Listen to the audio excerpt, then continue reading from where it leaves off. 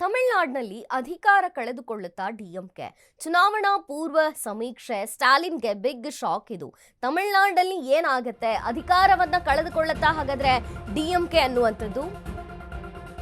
ಚುನಾವಣಾ ಪೂರ್ವ ಸಮೀಕ್ಷೆ ಸ್ಟಾಲಿನ್ಗೆ ಬಿಗ್ ಶಾಕ್.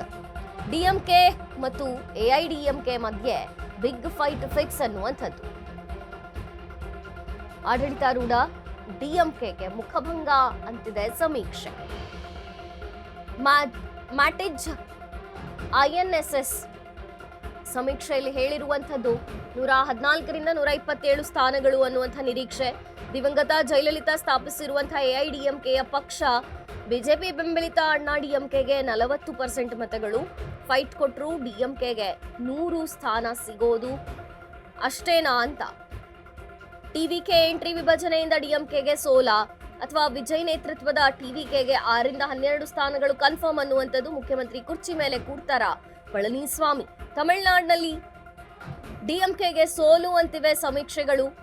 2 ಅಂಕಿ ದಾಟೋದೆ ವಿಜಯ್ ನೇತೃತ್ವದ ಟಿವಿಕೆಯ ಸಾಧನೆಯಾಗುತ್ತಾ?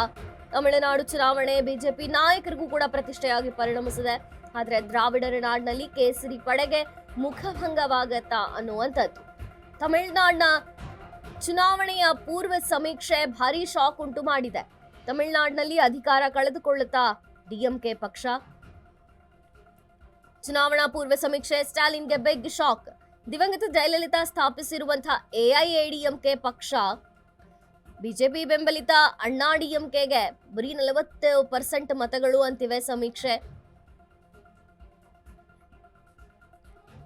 ಡಿಎಂಕೆಗೆ ಸೋಲು ಅಂತಿವೆ ತಮಿಳುನಾಡಿನಲ್ಲಿ ಸಮೀಕ್ಷೆಗಳು. ಕೇಸರಿ ಪಡೆಗೆ ಮುಖಭಂಗವಾಗುತ್ತಾ ಅನ್ನುವಂಥದ್ದು.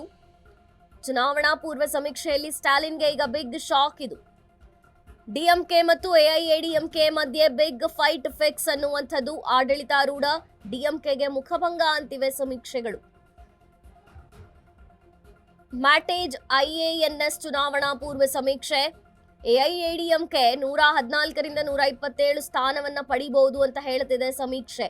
ದಿವಂಗತ ಜಯಲಲಿತಾ ಸ್ಥಾಪಿಸಿರುವಂತಹ ಎಐಎಡಿಎಂಕೆ ಪಕ್ಷ ಬಿಜೆಪಿ ಬೆಂಬಲಿತ ಅಣ್ಣಾ ಡಿಎಂಕೆಗೆ ಬರೀ 40% ಮತಗಳು ಬರಬಹುದಾ ಅಂತ ಸಮೀಕ್ಷೆ ಹೇಳ್ತಿರುವಂತದ್ದು. ಫೈಟ್ ಕೊಟ್ಟರೂ ಕೂಡ ಡಿಎಂಕೆಗೆ 100 ಸ್ಥಾನ ಗೆಲ್ಲೋದು ಕೂಡ ಕಷ್ಟ ಇದೆ.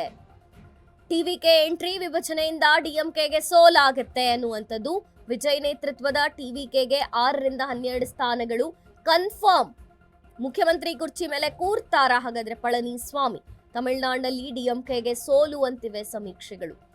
2 ಅಂಕಿ ದಾಟೋದು ಕೂಡ ವಿಜಯ್ ನೇತೃತ್ವದ ಟಿವಿಕೆ ಸಾಧನೆ ಆಗ್ಬಹುದು. ತಮಿಳುನಾಡು ಚುನಾವಣೆಯಲ್ಲಿ ಬಿಜೆಪಿ ನಾಯಕರು ಪ್ರತಿಷ್ಠೆಯ ವಿಷಯವಾಗಿ ಈಗ ಪರಿಣಮಿಸಿದೆ. ಕೇಸರಿ ಪಡೆಗೆ ಮುಖಭಂಗವಾಗುತ್ತಾ?